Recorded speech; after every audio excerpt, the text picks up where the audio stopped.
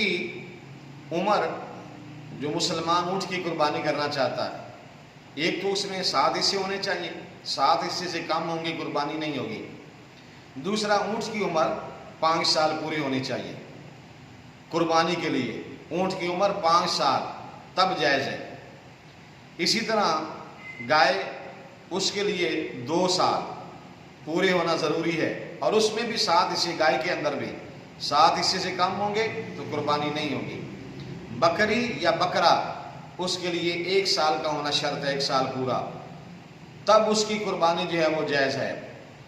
جو دمبا یا چترا چھوٹا ہے 6 ماہ کا لیکن فربا ہے، موٹا ہے، تازہ ہے، اور لگتا ایسے ہے کہ وہ 1 سال کا ہے، تو اس کی ہو سکتی ہے۔